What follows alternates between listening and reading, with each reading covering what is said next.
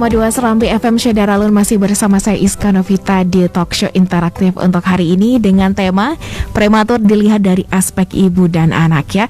Dan untuk Anda Syedaralun bisa mendengarkan talk show ini di live.serambifm.com dan juga di Facebook Serambi FM, Facebook Serambi News dan juga Facebook Serambi TV ya. Dan untuk Anda Syedaralun bisa ikut berinteraksi bersama kami di sini, bisa menyampaikan pertanyaan ataupun mungkin pengalaman Anda mengenai ibu atau bayi yang dilahirkan prematur ya di 0811689020. Kalau begitu kita lanjut perbincangan kita mengenai prematur dilihat dari aspek ibu dan anak. Jadi Syedaralun, kelahiran prematur itu merupakan kelahiran yang terjadi sebelum usia kehamilan 37 minggu. Bayi yang lahir prematur sangat rentan mengalami masalah kesehatan serius ya, seperti yang sudah disampaikan oleh Dr. Wardah tadi.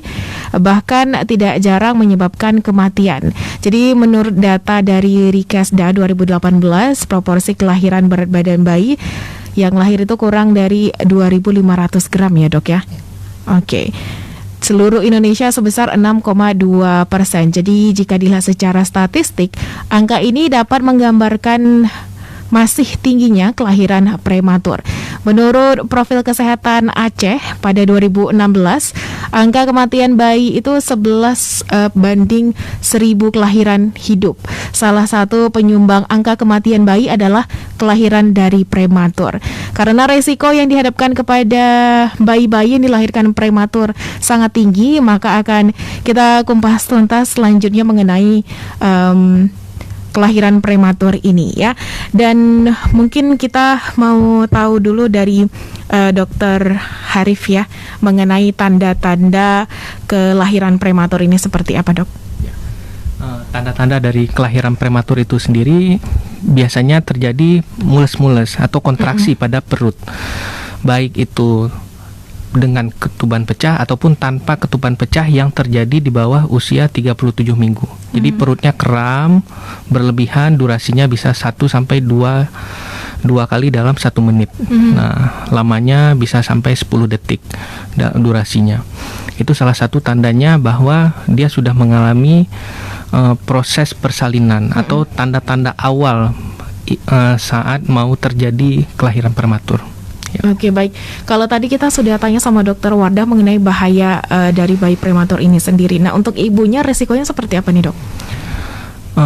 Untuk ibunya sih kalau kita lihat dia beresiko untuk melahirkan bayi yang kecil.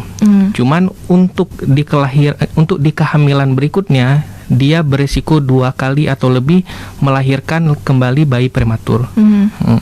Makanya pada kehamilan berikutnya kita lakukan anamnesa atau kita lakukan pertanyaan, apakah pada kehamilan sebelumnya apakah ada kehamilan prematur atau kelahiran prematur atau tidak.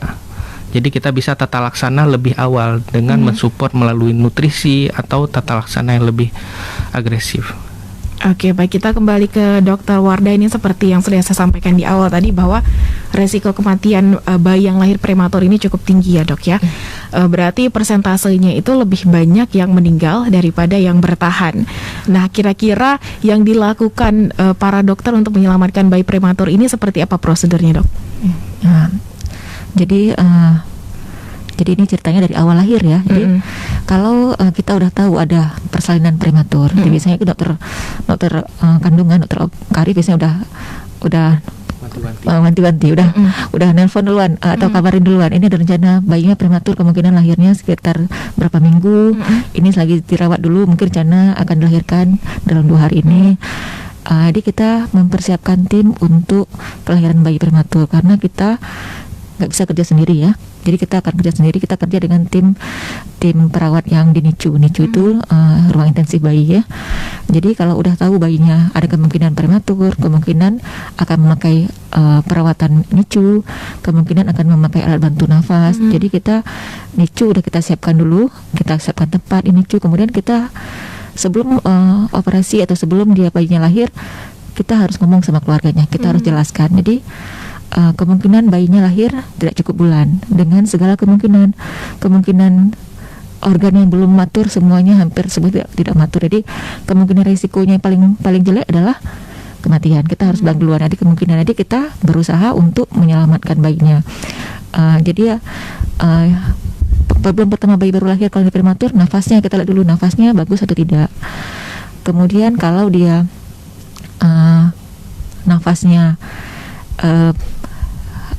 kalau nafasnya masih bagus, cuman dia kayak sesak, itu mungkin kita bantu dengan CPAP, alat bantu nafas. Cuman kalau nafasnya yang tidak adekuat, kita bilang nafas satu-satu, itu kita mungkin harus pakai ventilator, alat bantu nafas lebih berat lagi, nafasnya disupport oleh mesin.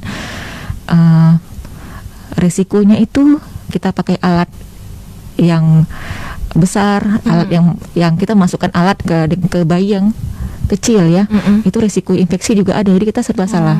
Jadi kita memasang infus, memakaikan alat bantu nafas, resiko infeksi juga ada. Bayinya udah kecil, resiko infeksi ada dari ibunya karena lahir prematur. Bayinya kita pasang alat, resiko infeksi juga ada. Cuman kita harus mengerjakan yang harus kita kerjakan dengan yang kita jelaskan ke keluarga ke kemungkinan apa yang bisa terjadi. Jadi kalau dia udah nafasnya udah bisa kita bantu, kemudian kita lihat lagi ada problem lainnya nggak, ada gangguan sarafnya, ada kejang nggak, atau nanti dia bisa minum atau enggak, karena kalau bayi-bayi prematur kemungkinan fungsi koordinasi antara mulut dan tenggorokan, refleks menghisap dan refleks menelan tuh kurang baik. Jadi nanti problemnya mungkin nafasnya selesai, nafasnya nggak apa-apa, tapi dia nggak bisa nelan, nggak bisa ngisap. Nah mungkin dia nggak problem nafasnya nggak apa-apa, dia nafasnya enak-enak aja. Tapi kalau dia ada nangis kok tiba-tiba kok agak biru, mungkin ada problem jantungnya. Gitu. Kemudian dari kalau dia terlalu, jadi bayi prematur itu ada klasifikasi ya. Kalau dia yang berdasarkan berat badannya, kalau yang dari bawah 2.500 sampai 1.500 sampai 2.500 itu BBLR, berat badan lahir rendah itu ya, berat badan lahir itu kemungkinannya prognosanya lebih bagus karena apa, dia mungkin lebih besar ya, lebih survive.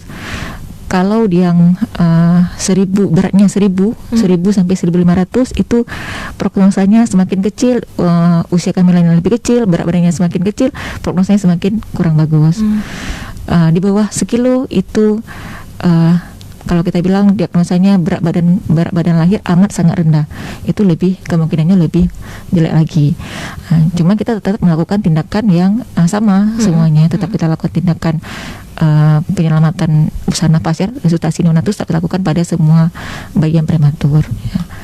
Oke, baik. Nah kalau tadi seperti yang Dokter Wardah sebutkan tadi bahwa banyak sekali alat yang dipakai untuk menyelamatkan bayi prematur ini. Lalu kira-kira sampai kapan si bayi ini itu dalam penanganan alat-alat tersebut biasanya sampai bisa dibawa pulang oleh orang tuanya? Jadi bayi lahir pertama kita nafasnya kita bantu dengan alat bantu nafas. Alat bantu nafas itu bisa kita buka jika dia bernafas dengan sendirinya dan lebih dominan nafas daripada alat bantu nafas. Itu bisa kita buka. Jadi setelah kita buka alat bantu nafasnya, kita lihat bayinya perkembangan untuk berat badannya dan minumnya. Jadi kalau bayi yang prematur, syarat untuk kita pulangkan bayinya itu bisa bertahan di luar inkubator atau di luar alat untuk yang biar bayinya nggak kedinginan itu. Terus ibunya bisa merawatnya. Ibunya bisa kita ajarkan untuk merawatnya.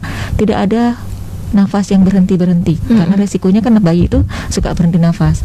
Jadi tidak ada resiko berhenti nafas. Dia bisa minum dengan sendirinya. Orang tuanya bisa merawat bayinya. Itu bisa kita pulangkan dengan berobat jalan. Cuma rata-rata pengalaman ya, kalau bayinya terlalu kecil rawatannya lebih lama. Tapi kalau beratnya lebih ya nggak terlalu ekstrim rendah sekali beratnya, rawatannya mungkin nggak selama yang bayi yang lebih kecil gitu ya. Tergantung beratnya dan tergantung kok. Makanya tiap bayi itu beda-beda. Oke, baik. Kita beralih ke Dokter Kharif lagi. Ini kira-kira sudah berapa lama dokter sendiri berada di Rumah Sakit Ibu dan Anak bertugas sebagai dokter di sana? Alhamdulillah saya sudah 4 tahun bekerja di sana. Oke, baik. Nah sejauh ini selama 4 tahun ini mungkin bisa berbagi sedikit penanganan yang sudah dokter lakukan kepada ibu yang berisiko lahir prematur. Ya. Selama 4 tahun ini lumayan ya untuk kasus-kasus persalinan prematur ini lumayan sih di rumah sakit ibu dan anak. Apalagi kita menerima rujukan nih dari daerah. Ada yang dari Semelu, ada yang dari kemarin dari Sinabang, ada juga dikirim. Nah, penanganannya seperti Dokter Wardah tadi katakan bahwa kita harus bekerja tim penanganannya. Biasanya yang kami lakukan adalah jika dia di bawah 35 minggu, kita lakukan dulu nih pematangan paru bagi janinnya dengan pemberian obat-obatan. Kemudian sebisa mungkin kita hilangin mulesnya. Jadi diberikan juga obat-obatan supaya tokolitik namanya, supaya mulesnya itu hilang. Kemudian setelah selesai pematangan paru 2 hari, baru nanti kita lakukan conference atau bicara dengan tim nanti, seperti dengan Dokter Wardah. Dok, saya ada bayi nih 1.500 rencana mau dilahirkan karena sudah ketuban pecah. Setelah pematangan paru gimana dok? Nicunya gimana? Apakah bisa kita rawat? Misalnya ACC dari Dokter Wardah, ya kita lahirkan. Tapi kalau nggak ACC, mungkin kita duduk rembut kembali. Gimana caranya supaya bayi ini bisa survive nanti, atau begitu lahir ya bisa bagus dia.